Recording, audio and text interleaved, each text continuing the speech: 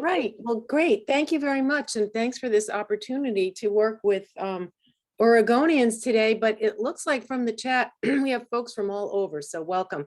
I know that out on the West Coast, it's 9:15. Here in Massachusetts, it's 12:15. So I might say afternoon and mean morning and whatever. So yeah, we're going to talk today about writing, right? And instructional suggestions. I should probably just say just one or two words about myself, give you a brief introduction. So as was noted, I'm Joan Sedita. I'm the founder of Keys to Literacy. I've been in literacy education for over 40 years. I started my career teaching students with dyslexia, did that and was an administrator with students that have difficulties for 23 years. And then in 1998, I left that and started doing teacher training, with all kinds of different situations. I was a national letters trainer and author, and 15 years ago, I started Keys to Literacy. So that's a little bit of my background. What we're going to do today is, let me actually hit this slide where I've got our objectives. I would like for you to walk away from this, right, with an understanding about how writing in response to text sources supports content learning, right, and develops writing skills. You know, we mentioned at the start that I'm going to begin with an overview of the writing rope, which is kind of like a framework to think about writing in instruction. And I will go over the mountaintops of that, but then we're going to really drill down and focus in particular about writing that has to do with writing about learning. So we'll also show you how to generate writing prompts. It doesn't matter what subject you teach or what grade, that you can start to create writing prompts that help students learn content information by finding responses or answers to their responses within the sources that they're learning from. And that could be video or text or, you know, basically anything. And then I'm going to spend a lot of time walking you through and focusing you through an actual protocol or a routine. I developed this a number of years ago called the answer. A stands for analyze the prompt, N for setting up your notes, S for, you know, reading through and scanning and pulling out the important information from the sources into your notes. Then W stands for writing, turning those notes into sentences and paragraphs. And then the ER stands for editing and revising. So let's begin though with more of an overview. And, you know, it was just mentioned that when we think about reading, right, and writing, it's not just, well, teach the kids to read, or if they just read or write a lot, you know, it'll be fine. The whole reason I generated the writing rope, and here what you see here are the pieces to it, was that I felt like with reading, ever since the National Reading Panel back in 2000, right, put out its report, everybody, when you say, what are the 5 components of reading? Most folks can tell you, right? You know, phonemic awareness, phonics, fluency, vocabulary, comprehension, right? Let's not forget oral language as well. But when it comes to writing, I feel like number one, writing kind of got put to the side while we focused on reading for a number of decades.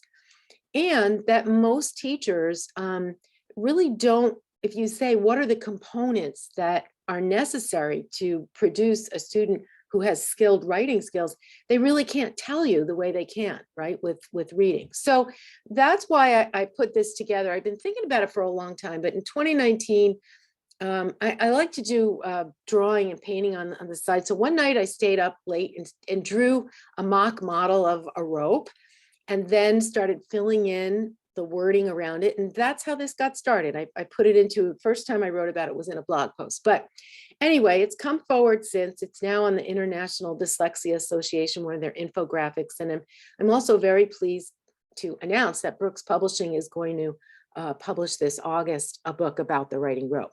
So let's unpack it a little. Before I do that, let me explain why I have the 2 arrows here.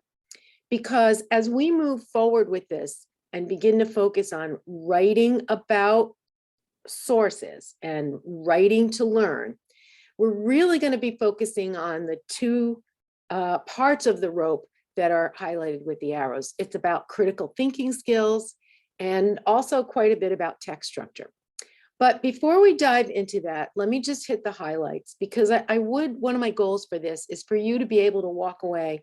And when somebody does say, hey, what are the components of writing, that you can say, oh, you know, it's this, this, this, and this. So let's begin with critical thinking. What did I put under that? Well, this is all of the skills that are needed that have to do with generating either ideas, if you're creating something, maybe you're going to create a short story, right? Or more importantly, for gathering the information and ideas from sources that's going to go into your expository writing. In some respects, these skills are almost part comprehension and part writing, because they kind of have to work together. So that's what goes under there, and things like note-taking, annotating text, and just being able to pull out information. So that's one of the things.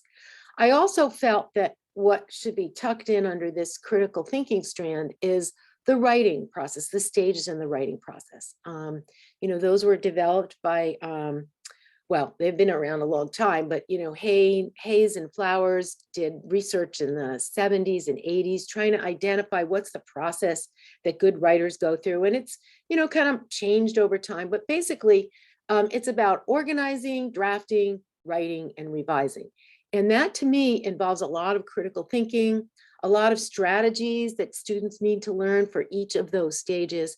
So that's basically what's critical thinking. The next strand brings it right down to the most basic element of writing. To me, it's like the building block of writing, and that is sentences. Under the fancy name syntax.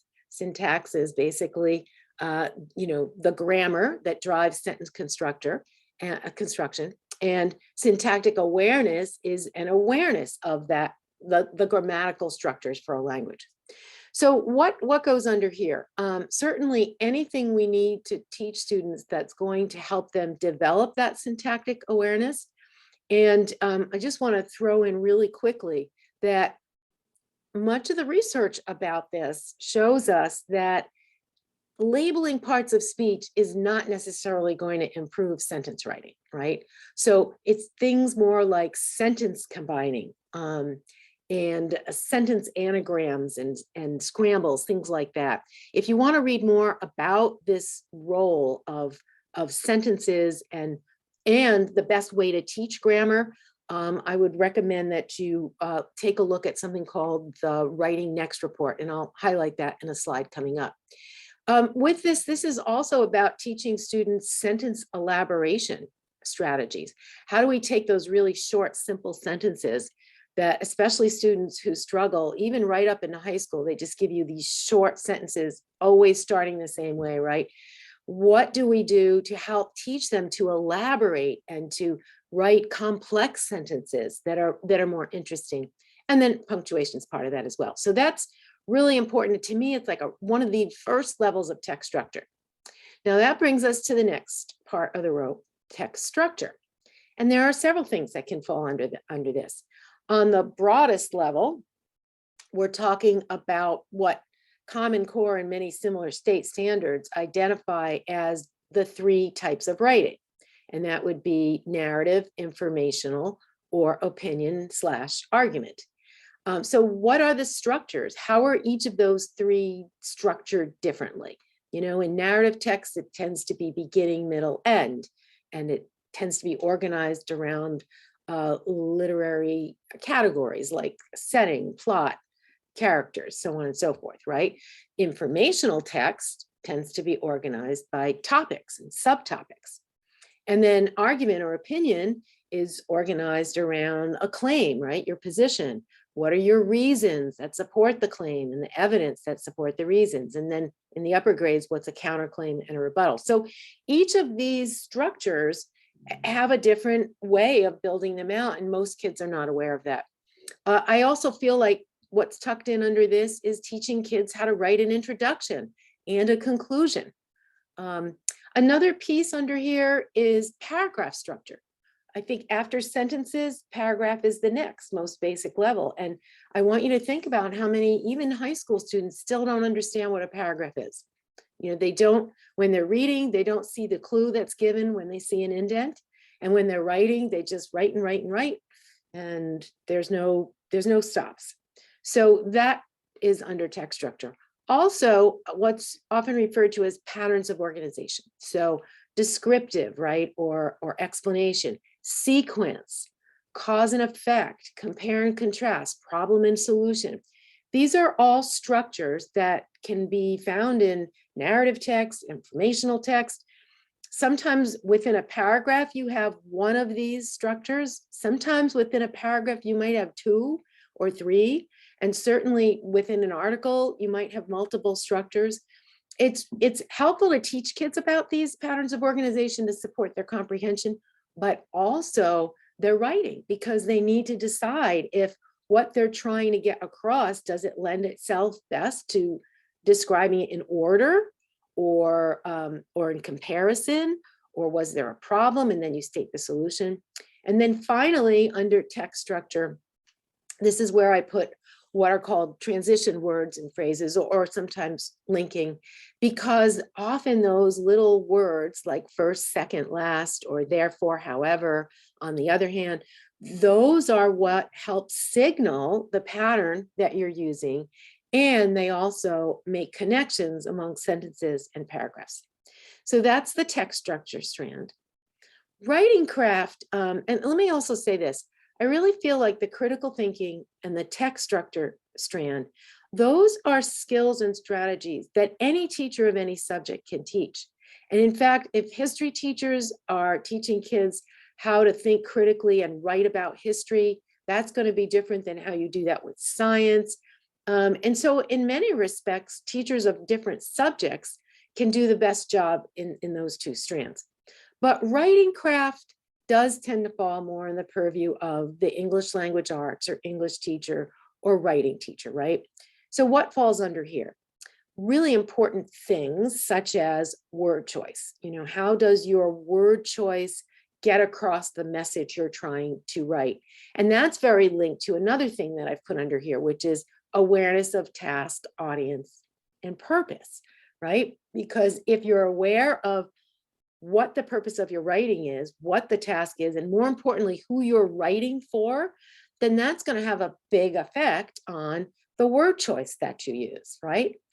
The other thing that falls under here, I put under this sort of blanket category of literary devices. So, you know, what do I mean by that? That could be anything from how do you use dialogue in your writing to get across what's on the thoughts of the characters? How to use allegory? How do you use foreshadowing, right? You know, these things that are kind of unique to writing. How do you use a lead, right? Or a hook at the beginning of something you're writing to try to engage the reader. So that's writing craft. And by the way, you know, if you're going to be teaching any specific skill or strategy or writing technique, the best way to do that with students is to show them models of how other people use that skill or technique. It's called mentor models, right? So, you know, I'll give you a very simple example, everyday life example. Not too long ago, I had a car accident and I needed to fill out an accident report at the police station. And I had never written one before. So what did I do? I asked, can I take a look at some other accident reports? Because what? We emulate and we model. So this is true about everything here, how you write good sentences, about text structure, how you write an introduction, how you use transitions, but definitely these literary devices and elements that fall under writing craft are best taught when we can show mentor models. And then the last strand is transcription. And this includes spelling and handwriting or keyboarding. Now, I often make a connection for those of you who are familiar with the way fluency works in reading. If students aren't fluent in decoding skills, right? If they're not fast enough and accurate enough, right? What happens? They end up putting too much energy into those skills and it takes away from their ability to focus on comprehension. Well, transcriptions work the same way with writing. if students by the time they leave third or fourth grade don't have fairly proficient spelling, right? And certainly handwriting and or keyboarding, then what happens is as they're trying to focus on the critical thinking and composing and getting the ideas out, they have to spend so much attention on the spelling and getting the words on the page that it takes away the energy from making meaning in their writing, focusing on text structure and all the other things in the writing rope. So when you were talking about really young children, I actually feel that things that fall under transcription are best taught, let's say, in a phonics module during the school day than actually during the writing block. So there you have it, all the ingredients of the writing rope. Let me also just say a word for those of you who are looking at that little number 1 at the bottom of the slide. I forgot to mention this. One of the things that I gave the folks who are organizing this conference is not only a copy of my slides, but a little packet, a handout packet, kind of has this as the cover page. On that page, I've got lots of links to a whole bunch of free things. Lots of articles, recorded webinars. One of the things that you can access there is the full blog post article about the writing rope. So whenever I refer to something in our handout packet, you're going to see a page number in the bottom right corner. And right now, page 1 is where you see the writing rope. Okay, so let's talk a little bit about research connections, because I really do think there's a difference between the art of teaching and then, the science of teaching. And while the way teachers execute and interact with students takes art, right? We need to make sure that what we're teaching it and the way that we're teaching it is grounded in research. So I've got a few connections here. There are several within the last 15, 20 years, major meta-analyses reports that have come out that do a great job of summarizing the research. The 3 that really stand out, you see on your screen here. One of the first to come out was called Writing Next. And this basically attempted to analyze and identify, what are the best things that can be done to improve the writing of students in grades 3 and up. And they identified 11 things. One of the things that they identified is the first bullet here. Analyze and interpret text and answer questions about text in writing. So that was one of the bullets in that report that's related to what we're doing today. That was Reading Next. Writing Next came along after, and that did the same thing. Identify what are the most effective things to help the writing for students in those grades. And one of their findings was the second bullet, writing for content learning, using inquiry and analysis of data through writing. Then the last one was called Writing to Read. And that looked at all the research about how does writing support reading? And their findings are fascinating. It covers everything from how it supports phonics instruction to comprehension to the vocabulary. But out of all of their recommendations, the one that's most connected to what we're doing here today is writing in conjunction with reading leads to more critical thinking. Now, okay, so one second. So I want to drill down a little bit more on the Writing to Read report.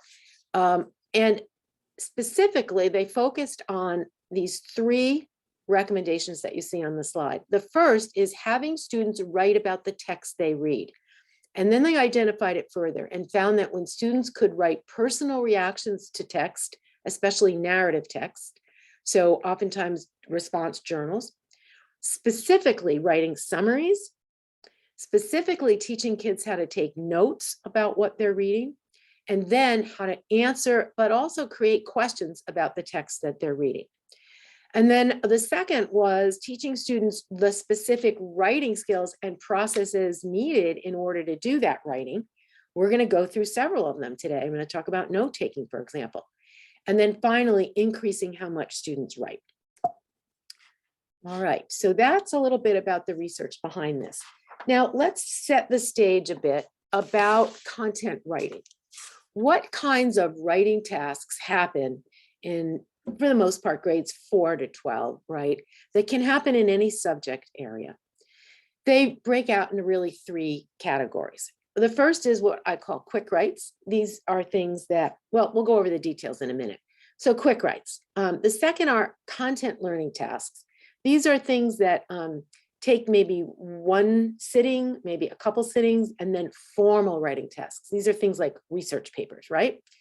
What I also have up here, and I often make references to Common Core standards because my work brings me into states all over the country. And I know that many states have their own standards, but when you look under the hood, basically, you'll find that oftentimes those standards are very similar to Common Core. So the 10th out of the 10 writing standards in writing is what you see on the screen. Teachers need to make sure that students are writing routinely over extended time frames. That's where the formal writing tasks come, right? And some of the content learning, but then also shorter time frames. And that's where your quick writes come in. So let's just explore these a little bit further. And where we're going to live for the rest of this session is in tasks that have to do with writing responses to prompts, which really fall under content learning tasks. But let's talk about quick writes for a minute. These are things that take students less than 10 minutes, okay? They're very often related to their content, so they can be done in any subject. The objective is to help students process or reflect on, but also when you look at what the students write, you can sort of use it as an informal assessment tool. These are quick, right? So there's no revision. They're usually not even evaluated or graded. They're there to help kids process information. So examples include admit tickets, exit tickets, brain dumps, filling in graphic organizers. Sure. Now, not enough teachers do these things, assign these things, but I want you to think about this. In a middle school or in a high school, if I'm a student and I have 5 major teachers in the course of the day, and if every one of my teachers twice a week made me do a quick write, by the end of the week, I would have done 10 quick writes. And that's how you build, proficiency. All right, let's go all the way to the last one, formal writing tasks. These are things that spread out sometimes over weeks. They're often related to content. Deep objective of learning content, or really own information, often involves a lot of sources to pull information. They're revised, sometimes multiple times. They're evaluated, they're graded. And in some respects, these kinds of tasks, when we do them in content classrooms, we start giving kids practice to be able to do these kinds of tasks on-demand testing situations.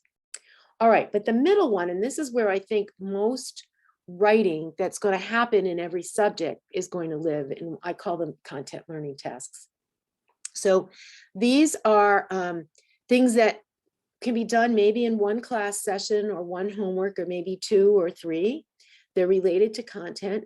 The objective is to deepen the understanding, but also for the teacher to determine how much students are learning. They probably should be revised, right? And they oftentimes will be graded. And they can include things like writing summaries or doing mini reports or writing up a lab report in science or writing a response to a prompt of the type that we're about to do next. I also want to introduce something. I mentioned it before about the stages of the writing process when we were talking about the writing rope. But if you would all turn to your handout page 4, where you can see this, if the screen is a little too small, you can also see a copy of this there. This is a version of the stages in the writing process that I developed, I don't know, I'm going to say 15 years ago, as a way to help students kind of remember these stages. So it's a sort of an acronym. If you say the process writing routine, and you take the first letter of each word, that represents the routine. And it's think, plan, write, revise. Okay. Now, what's interesting is a lot of students, where do they jump to first? And where do they spend most of their time? At the write stage. They just go right in and start writing. But, you know, we know that if the majority of your time is spent thinking, right, that's where you think about what you want to say, or you start to gather information from sources, and then planning. So how are you going to present them? What's the structure? Do I have a guide I can use? Maybe an outline or a graphic organizer. If we spend more time here, then guess what? The third stage is going to come out much better. And then we also have to remind students that the fourth one, right, the revision, is where the writing really ramps up. So what you want to tell your students is spend the majority of their time on think and plan and revise, and not so much time just on the writing. Now, you can take a look at some of the sub items that I put under here. At the think stage, this is where the students have to identify or be aware of their audience and the purpose. They have to brainstorm their topic or narrow it down. This is where they gather information from sources, and they need to have a note-taking system to be able to do that. Now, once they've thought about stuff and have got what they're going to be writing about, the planning stage is where they organize them. And depending on whether you're doing informational or narrative or opinion argument, your structure for your piece will differ. At the right stage, this is now where those really important skills of sentence and paragraph writing comes in, right? And a large vocabulary to find the words that you need to represent what you want to say. And this is where students need to follow that plan that they developed in the previous stage. And by the way, this is where, if students don't have strong transcription skills, right, the spelling, handwriting, or keyboarding, this is what's going to trip them up. At the revise, this is where I include both reviewing the content, but then also the more traditional proofreading for conventions. So that's the process writing routine. And I also have on the slide one of the Common Core writing standards that addresses this issue. It's standard number 5, and it comes right out and says that students across all grades need to be able to follow these stages. Okay. Also, you might have seen an arrow on the handout. What does that represent? Well, it's a reminder to students that writing is a recursive process, that we don't just follow those stages once, that oftentimes we're at the right stage and we find we have to go back to the think or plan stage to get more information or to reorganize, or that when we're at the revise stage, we have to go back to the right stage. So good, efficient writers know that it's a dynamic, right? It's a recursive process. You're constantly jumping among those stages, and that there really aren't any set boundaries. So that's really important as well. And I will tell you that students really benefit from having access to, you know, a poster or something, that it doesn't have to be, you know, this particular think, plan, write, revise, but they really benefit from a reminder to follow that process. All right, so now we're about to enter into the focus on writing from sources. And I just want to hit the highlights of a couple of standards that really are related to what we're going to be doing here. Within the writing standards, it's 7, 8, and 9. You can see them on the slide, right? Students are expected to write short as well as sustained research projects based on focused questions. That's what our prompt is about, right? And demonstrating understanding. The number 8 is gather relevant information from multiple print and digital sources and then integrate that information. That's definitely all about writing from sources. And then finally, number 9, draw evidence from both literary or informational texts. And let's not forget, we have a couple of reading standards that are also tied to writing about sources. Number 1, standard number 1, read closely to determine what the text says explicitly and make logical inferences. Cite that evidence when you are writing or speaking. And then finally, reading standard number 2, I like to call it the get the gist or the main idea standard. Students are expected to be able to identify central ideas or themes and summarize. And that summarizing is what goes into their writing. So there you go with some connections to standards. Let's begin this section about how we have kids write from sources by talking about how this really is a merging of two categories of skills, right?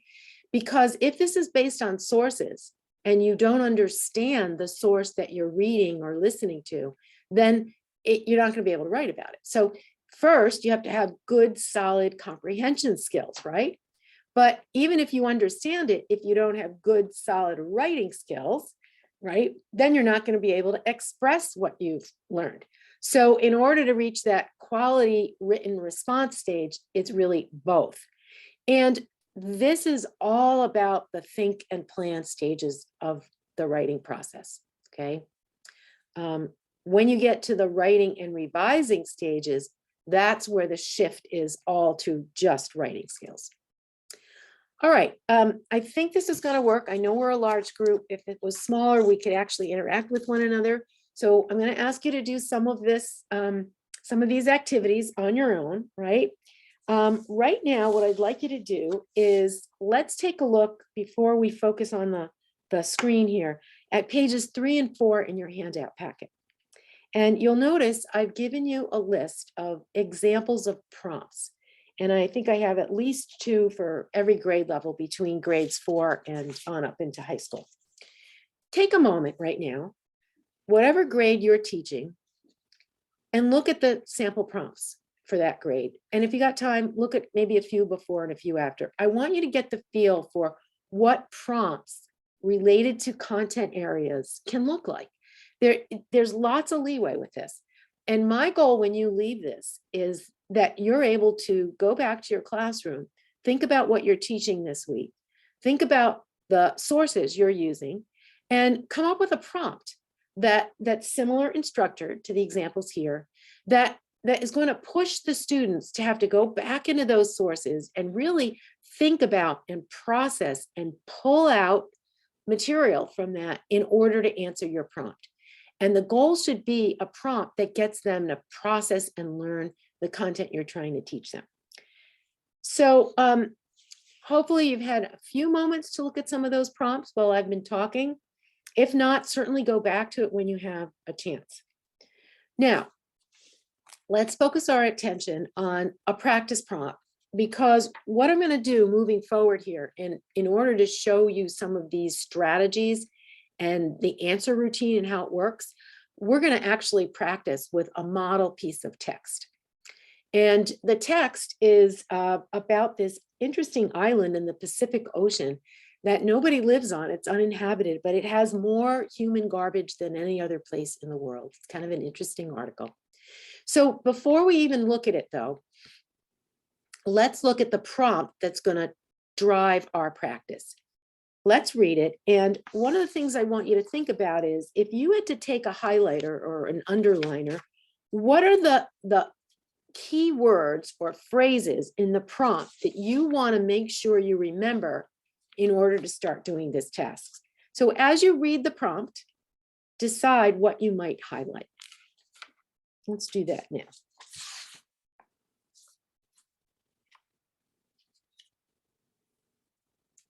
Okay, so we're going to come back to the prompt and you have it in your handout packet. Now, let me jump a little bit and introduce more about sources and the answer routine that I mentioned earlier. So sources can be text, infographics, video, audio. What do we know about text sets or paired sets? I'm sure some of you, are familiar with the important role that background knowledge plays, right, when we're trying to read and understand something. And so one of the advantages when you are teaching a subject area of finding a couple, 2, 3, maybe even 4 different sources that are about the same content and topic, right, but that come at it from certain, slightly different points of views, those are called text sets. And what they do is they provide multiple opportunities to learn about the same topic and build background knowledge, but they also enable you to start having students practicing writing and integrating information from more than one source. Now, hold that thought, and I'm also going to introduce you to the answer routine that I briefly mentioned before. What we know is that when we can explicitly teach students, and by explicit, I mean at the I stage, right, of the gradual release, that we are very direct about what it is we're teaching them, that we explain the skill or the strategy, that we model it using think aloud, right? But then at the we stage, right, that next stage, that we're giving students lots of guided practice, right? In small groups, whole groups, they can maybe practice with their peers to ultimately reach independence, right? So we know that, and Stephen Graham and his colleagues who wrote the Writing Next report really talk about the findings in the research, that explicit instruction of the specific strategies needed to do every stage of the writing process really pays off, right? So what does that mean? We've got to teach students how to do the thinking and planning and writing and revising, right? And that's what the answer routine is designed to do. It's kind of an explicit way to get kids to remember all of those stages. Now, let me also juxtapose the writing process stages that we talked about earlier right next to the steps in the answer routine. Analyze, start setting up your notes, select the important information from the source that directly relates to thinking and planning before writing. The right stage of the answer routine directly aligns with the right stage of the writing process, and then your ER, editing and revising, aligns with the last. So let's take a closer look at the answer routine. You have this on page 5. Oh, no, sorry, yeah, page 5. And you can either give students just the ANSW or ER, the red that you see there, or you can give them a handout that's detailed like this. We're going to work our way through every stage, and we're going to apply it to that practice text that I mentioned, but let's just hit the mountaintops now. So the A stage is where the students analyze the prompt, and what is their goal? It's to figure out what's the task. You know, a lot of times students, when they encounter prompts like this on a state writing assessment, they don't bother to really know what it's asking them to do. And so they just start writing about everything they can remember from what they read. And sometimes half of what's in the source isn't even germane to the task. So they're writing about something that isn't going to help them. So it's to determine, what am I actually supposed to do? The other thing is, what type of writing do I need in order to do this? You know, most often it's going to be informational writing, but it could be opinion or an argument. And if that's the case, then you need to know that going into it, to know that the structure is going to be different. You're going to have to give a claim and you're going to state reasons, versus informational, where I'm going to give a topic and then subtopics. Or, you know, maybe the writing task is, can you write a different ending to the short story? Well, then you're going to need a narrative approach. But the other thing with analyze is that that's when you determine and finalize what are your source requirements. You know, oftentimes in the prompt, especially in the upper grades, there'll be directions like, you must use information from all 3 sources, or cite evidence from 2 of the 3 sources. So it's analyzing, what is it that I'm supposed to do? Because if you don't get that right at the start, then the whole thing falls apart. The next stands for notes, and you're going to see in a minute that I'm a big proponent of something called 2-column notes. This is where the student, just by looking at the prompt, not even necessarily looking at the source yet, can begin to get organized, can begin to set up their notes, so that when they begin looking for the actual information and evidence in the sources, they've got a structure to put it into. The S stands for selecting. This is where you're going to be reading actively, right? You're trying to find, where do I get the most relevant information in my source in order to answer this prompt? And then you also apply strategies like maybe annotating the text to help you focus on those important things. It's also where you now pull that out and fill in your notes. Now, finally, at the writing stage in ER, this is where we're shifting away from comprehension and more to straight writing. So at the right stage, we want to teach students to always begin the answer to a prompt by restating the prompt in some way in an introductory statement, and then to start grabbing the information from the left and right sides of their 2 column notes to turn them into sentences and paragraphs. We also want to remind them to use their transition words because they really make the writing flow. And it's not till the end that we do checking our response for organization and clarity, and then also a way to revise. So that's the answer routine. Now, let's go back to our sample. I know that the short time we have, you don't have time to read the whole article, but I still think we're going to be able, you're going to get a feel for this, even by just sort of getting the big picture. So turn right now in your handout packet to page 6 and 7, and just skim over, get a sense of what the article is about. You'll notice that I have scaffolded the text. So let's just walk through it together, all right? The title is "The Last Stop on the Ocean Trash Highway is a Tiny Pacific Ocean Island." Now, you'll notice as you look at this, that the article has 4 headings. They're bolded. Well, the first is the title. That's the first section. The second is "Islands Garbage Shows Up on Google Maps." The next is "Home Sweet Plastic Container." And the last is "People Everywhere Can Help by Using Less." So one of the things that I've done if I were giving this to a student is I'm going to scaffold the text by breaking it into chunks for them. And so I've done that by bracketing. I've also numbered it each section so that if we wanted to talk about the structure of this text, we could easily do this. The other thing that I've done as a scaffold is after each one of these chunks, I've given a box that says main idea. And I've actually given you the first main idea. So the first main idea is Henderson Island, no people living there, but a lot of plastic pollution. The rest are left blank. So in order to get the sense of what's going on, they need to see the big topics and identify the big ideas. So that's how we might annotate the text. So hopefully you've got enough of a sense about what this article is about. Now, let's go back to the prompt. And we're at the A stage of the answer routine, which remember is about determining the task, figuring out the requirements. And here's some of the question reminders that we want to have students think about, right? Should I use informational or opinion? What form of writing? Do I need just a paragraph? Is it multi-paragraph? Are they asking me for an essay or a letter? What am I being asked to do? And what are my requirements? So let's keep that in mind and go back again to the prompt. And I was saying before, can you annotate it? Well, here are some more specific directions to give students. Annotate the prompt by underlining or highlighting. Focus on important verbs that tell you what to do. Focus on keywords and phrases, right?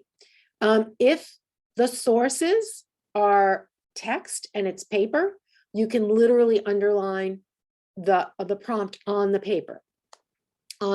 Also, be sure that students know the terminology. I want you to look at some of the words in the gray box, right? These are words that you often find in a prompt: analyze, cite, elaborate, right? Integrate, synthesize. How many of your students don't know what these words mean? Oftentimes they can't respond to a prompt if they don't know the terminology. So that's another sort of sub-skill we want to make sure we teach kids. They're almost like vocabulary words. Okay, so let's go back to our prompt. You see it here. And I'm going to hit the next button and show you, hold on. There we go. What I would highlight. So I want to highlight both sources because it's telling me I've got to have information from 2 sources. And what am I supposed to do? I'm supposed to explain, that's my verb, what? The impact of the human plastic usage. I'm also supposed to explain how microplastics play a role. And then what's the third thing? I have to explain possible solutions. So do you see how we've now kind of broken this thing apart? All right, now I'm going to introduce 2 column notes. And I saw in the chat that somebody asked, can somebody explain what I meant by left or right? Now I'm going to explain it. So what are two-column notes? This is a system of notes developed years ago in the 60s. This is adapted from Cornell notes. Basically, you draw a line across here, then you draw a line down partway over, about a third of the way over. And your main ideas or big topics are going to go on the left, the big ideas, right? And the supporting details are going to go on the right. Now, how does this connect to what we're doing here? So here's a very simple example of two-column notes using something we're all familiar with. Your topic goes across the top, your big ideas, 4 seasons, and then details about the seasons go on the right. But now let's apply it to our situation here. So let's think about what that prompt was asking us. Remember, it was asking us the impact of the garbage on the island, how microplastics play a role, and then possible solutions. So without even reading the article, can you begin to set up your notes? What are the 3 things you might put in the left side so that then when you start reading the article, you can add details? Too many of you to answer verbally. If you want to type them in the chat, that's great. I'll give you a moment to think about it.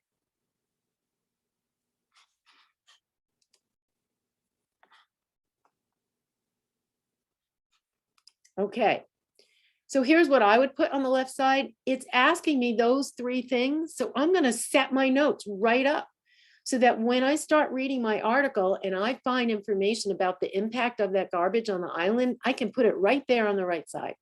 Or if I find something about microplastics, I can put it right there on the right side. And also, let's look at what's at the top.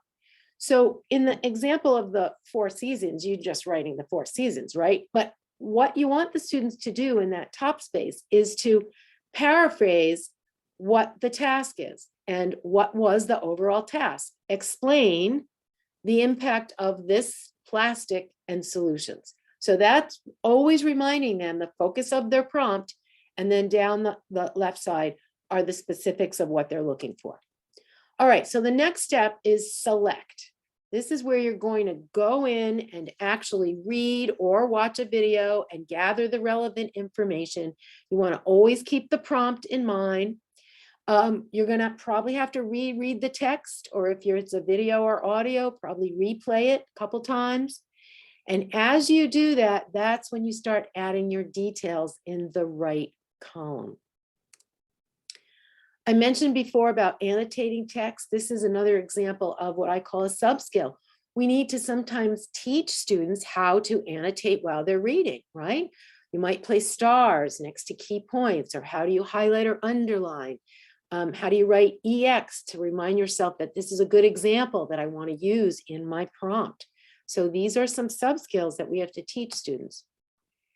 Some others, I use this word, I know it's not a real word, but I call it assume-aside. It's something that as teachers, we do this all the time. We assume kids have underlying skills and they don't, right? So we assume they know how to spell. We assume they know how to keyboard. We assume on the higher levels that they know how to paraphrase, that they know how to write concisely, or use quotation marks when they're lifting right out of a source, or even that they abbreviate. So these are another set of subskills. We can't assume that when they're going to take their notes, they're going to have these skills. We need to teach them how, give them modeling, and give them practice. All right. Here's another thing we make assumptions about. Let's think about what that prompt required. Remember, it said that you had to have information from both sources. So how do kids do that? Well, if we're taking our 2-column notes, you see 2 examples here.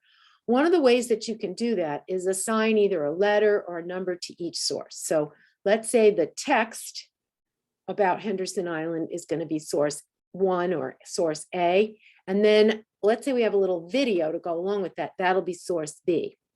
As the students start adding their notes in the right side of the right column of the notes, they should always make sure to note where they got the information from? By putting the A or the B or the 1 or the 2 or the 3, right? So you see a generic example on the top, on the bottom. This is from a classroom where, we do coaching with teachers. This was a student's notes, and you can see the 1 and the 2. We highlighted them so that they stand out. All right, so let's keep all of this in mind. And now I know we're short of time, so I don't have the time that I would if we had a whole day to actually, we would do this together. But let's turn, if you will, to page 10 in your handout packet. And I want you to see the start of the 2 column notes being filled in, all right?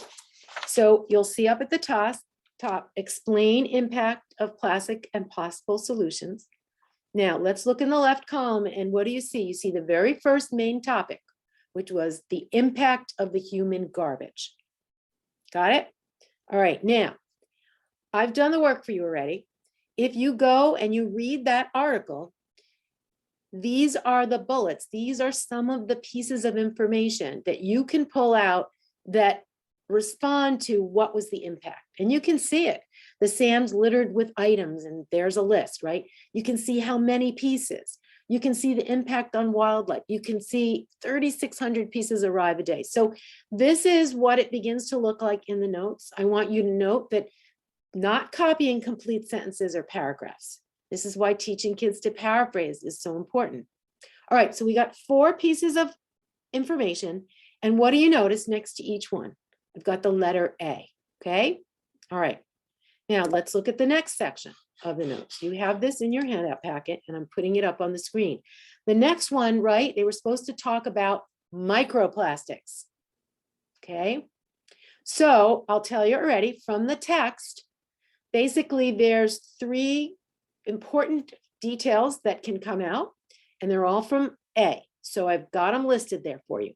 It impacts the animals, and it gives some examples, right? Heat and sunlight break apart the bags into pieces, and the animals consume them. All right, now I've got a task for you. When I go to the next slide, I'm going to show you a very short video about this issue of microplastics. What I want you to think about, and you have space in your handout packet, if there's at least one more piece of information or one more detail, there's more than one, but get at least one that you could add to your notes in this section. When you write it down, what are you going to put next to it? You're going to put B, because B is the second source. All right, so listen up and let's see what you can. Oh, I'm sorry. I had one more part. So yes, you're going to about microplastics, but, and here was the third part of our notes, which is about future solutions. There were 2 future solutions mentioned in the article.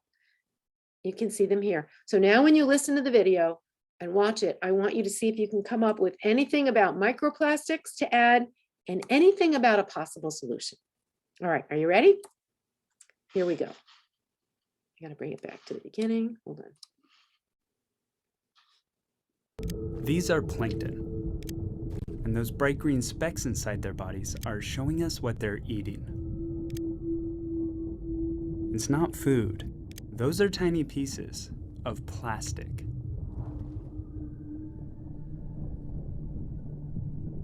We hear a lot about pollution from single-use plastic items, like plastic straws and shopping bags, that are clogging marine habitats.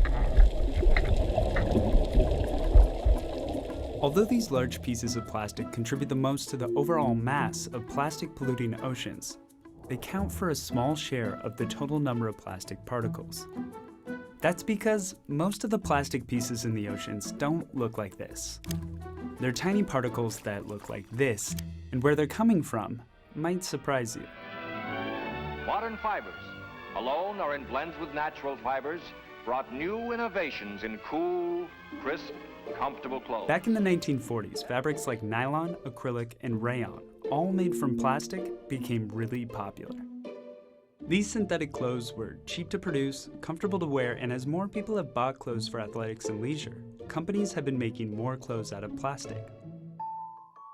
By 2010, over half of all the fabric in our clothing was made from synthetic fibers. In the meantime, marine scientists noticed that habitats were being polluted with tiny pieces of plastic called microplastics. These are objects smaller than 5 millimeters and can be anything from tiny shards broken off larger items to microbeads developed for use in cosmetic products. Microplastics are found in marine habitats everywhere on Earth. Concentrations of microplastics have been found on coastal beaches in South Africa, the Great Lakes of North America, rivers in Britain, and at the bottom of an oceanic trench near Russia. Turns out, a large share of those microplastics are microfibers, tiny strands of plastic, and they're coming from our laundry. Looking at this fleece jacket up close, you can see that its fuzzy material is actually a fabric made from tiny strands of plastic woven together. When we wash a synthetic piece of clothing like this fleece, the fabric is pulled loose and tiny microfibers fall out. Scientists actually tested 3 types of synthetic clothing to see which types shed the most using a washing machine fitted with a special filter. They determined that acrylic shed the most microfibers, over 700,000 on the first wash alone. And even though fiber loss goes down after the first wash, the sheer number of people doing laundry adds up, making microfibers a huge contributor to the nearly 5 trillion pieces of microplastics that are floating around the world's oceans. In most dryers, there's a mesh screen to catch lint, but washing machines typically don't have a filter. So everything that falls off our clothes is flushed down the drain. And from there, microfibers might move through a sewage treatment plant, but the filters are often too large to stop them from passing through and flowing to a discharge point at a nearby marine habitat. Once they reach the ocean, microfibers are consumed by plankton and other filter feeders that eat debris falling to the sea floor. And then the plastic starts making its way up the food chain, passed on by predators feeding on organisms that have ingested microfibers. Eventually, it reaches us. Plastic enters human bodies when we eat seafood containing microfibers, like these, which scientists found in a piece of fish they bought at a seafood market. So, what can be done? Switching to other materials isn't feasible because synthetic clothes, they're cheap, a lot cheaper than making apparel with other fabrics. But what you can do is add a filter to your washing machine that would catch microfibers falling off when you do your laundry. Problem is, those are pretty expensive. So another solution is using filter bags that trap microfibers before they fall off into the wash when you do your laundry. But the most effective change of all would just be buying fewer synthetic clothes, or at least washing them less often. And what less often means, that's up to you. Okay, so These are hopefully, plankton. let's put that on pause again. Hopefully you were able to find at least one detail you could add to the notes about microplastics, right? And at least one item or one suggestion of the problem, of the solution to the problem. So let's go and take a look at how this would play out. This was the very first part of your notes. You can see up here the the details from the text article. And I pulled out 3 details from the video. Okay, largest number of plastics in the ocean, found in all marine habitats, comes from synthetic clothing. If we look at the next one, the next one that you were going to gather information, there I found at least 3 suggestions at the end of that video. You could use filter bags, you could buy fewer synthetic clothes, or maybe wash them less often. So hopefully you all were able to grab something, and you're beginning to see how this connects together in order to fill in your notes. All right, so let's move on to the next stage, which is write the response. Now, this is where students begin to translate those ideas in the notes into sentences and paragraphs. Now, the quality of the writing is really going to depend at this stage on the student's ability to write good sentences, to be able to, when they have an idea, use a sentence to get those ideas out. But it's also going to depend on their ability to group those sentences, right? And the ideas represented in the sentences into logical paragraphs that have a good sequence. And then those transition words become really important.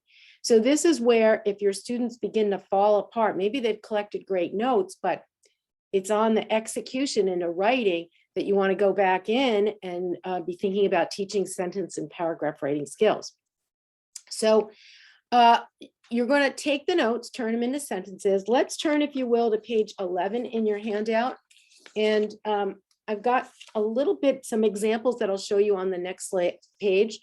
But basically, you want to teach students to start by looking at the left side of the notes, right? Take that main point, use that to drive the structure of, let's say, a paragraph. It may even turn into a topic sentence. Then go to the right side of the notes, take all those details, put them into one or more sentences that become the support sentences in the paragraph that support the topic sentence, right? And then they're just going to keep continuing that process for each big idea. Now, the level of critical thinking involved, the amount of inference, the amount of integrating, right? The length is all going to depend on the writing prompt and how much information came out of the sources. So when you start and you introduce the answer routine to students, start with a really simple prompt, maybe from one source that is only going to end up being a paragraph as an answer, and then gradually ramp it up. Okay, so let's take a look at, if you can see the notes next to it. This is the very first part of our task. And there you see it underlined. The impact of human garbage on Henderson Island can be seen everywhere. So we're telling what part of the prompt we're answering.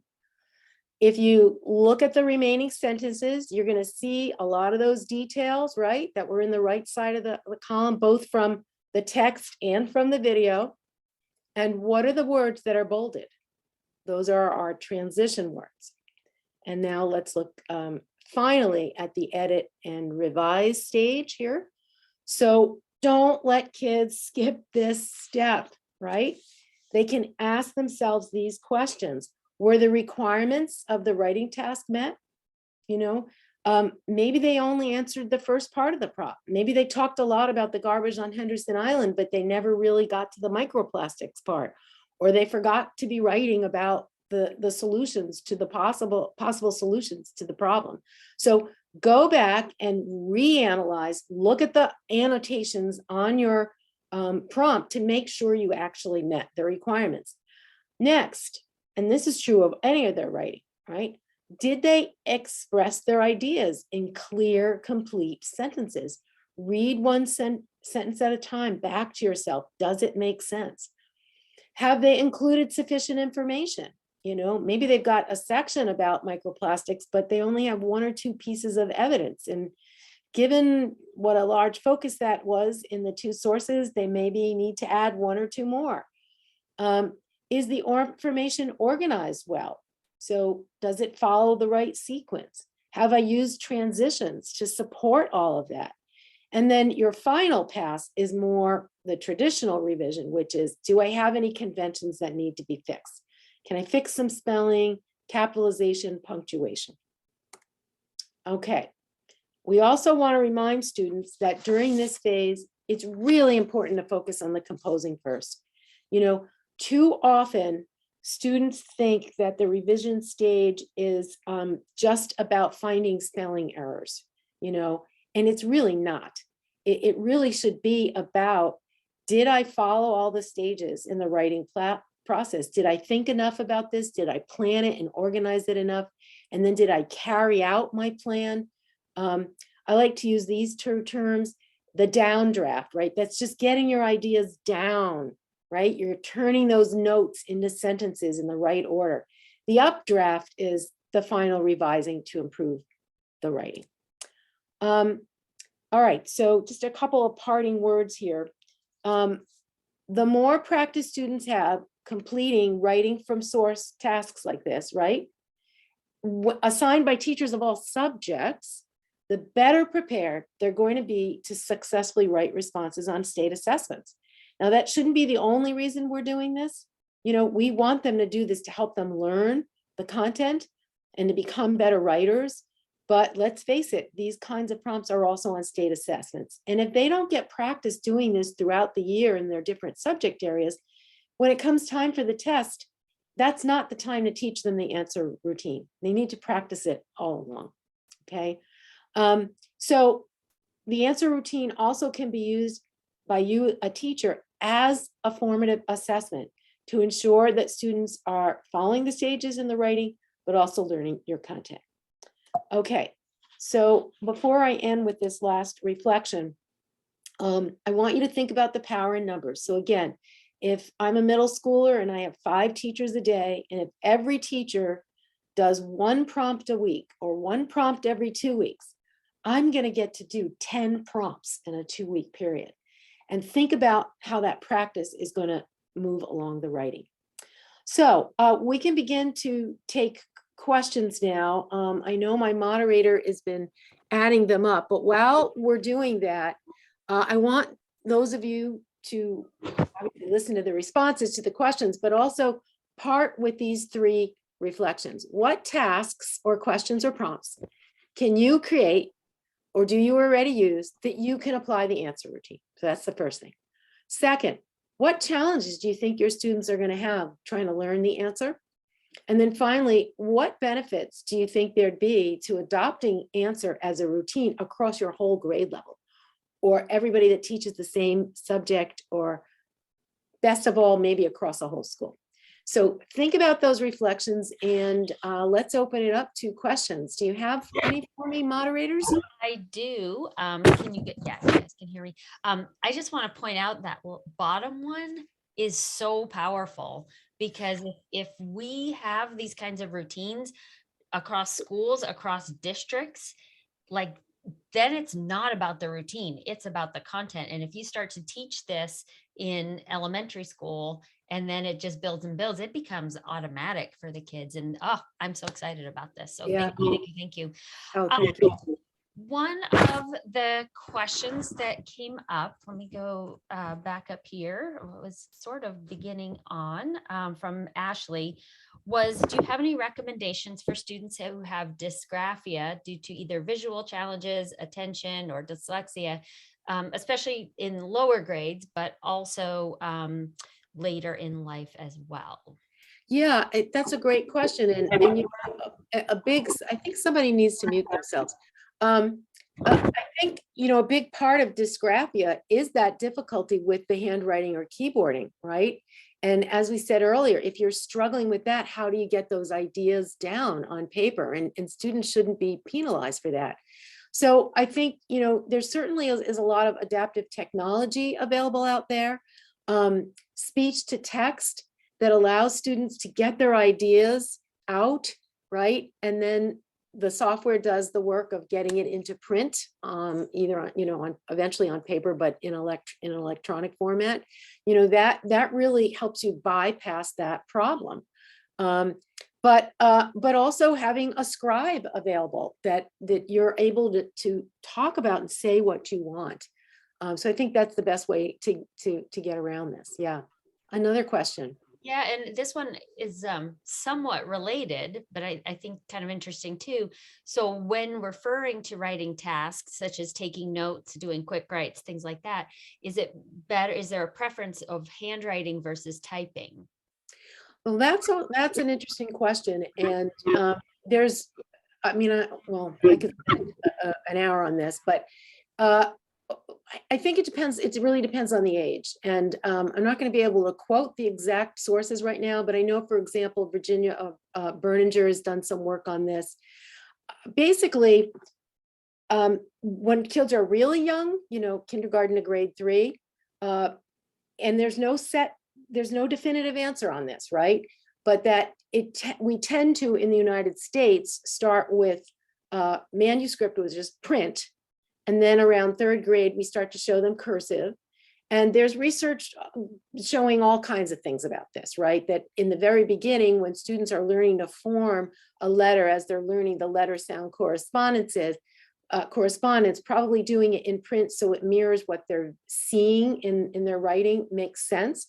But there's lots of reasons to teach them eventually the option of cursive, because there's something to being able to, number one, read other people's cursive writing, but also not having to lift your pencil off the page to do strokes. There's a lot of research that supports that. Again, Berninger and a few others, you know, sort of come to the conclusion that if we can teach kids both options and then let them choose whichever works best for them. The issue of keyboarding is problematic in the youngest age, because developmentally they might not have both literally the dexterity to handle full keyboarding, nor the right, left, stuff in the brains to make it work. So I've read that there are some studies that show like after about 7th grade, then keyboarding starts to become more of an asset to students than handwriting. And I just think about my own writing, right? If you can learn the keyboarding and get to the point where you're fast enough at it, then now you can get those ideas out much more faster than with handwriting. So that's probably the shortest overview I've ever given on handwriting and keyboarding, but I hope that helps answer the question. Do we have another one? We have maybe time for this quick one, and it was sent to me in a private message, but relates a little to the question I had too, is how do we support middle school content teachers and secondary content teachers, high school as well, with using these routines? And do you have any kind of testimonials about how people are able to learn the content better by using this routine? And then also, how do we help middle or upper grade teachers be comfortable with giving feedback about writing when they might just think it's about conventions? Yeah, well, that's a multi-pronged question, a great question. I could spend a day on the answer. Let's go back to the writing rope. I think that's maybe an interesting place to start, right? Because remember, I started off by saying to you that I thought the area of critical thinking skills, so writing from sources, teaching kids to take notes, teaching kids to follow the writing process. And then also I said text structure was another area. Those are the areas that I think in some respects, content teachers maybe can contribute to more than just English teachers, because how text is structured in science versus math versus history, it varies. And if I'm a science teacher and we're reading a science article or we're reading something from our textbook, and I take a few moments to analyze that mentor text and say, gee, how did the scientists who wrote this, how did they organize this? Look at their introduction, look at the way they use transitions. And then when you want them to write in science, you tap back into that and you say, so, how can we write an introduction that's like that?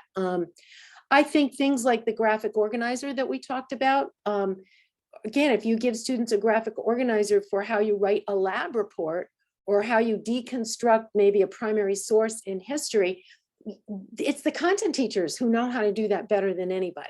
So that's one thought I had.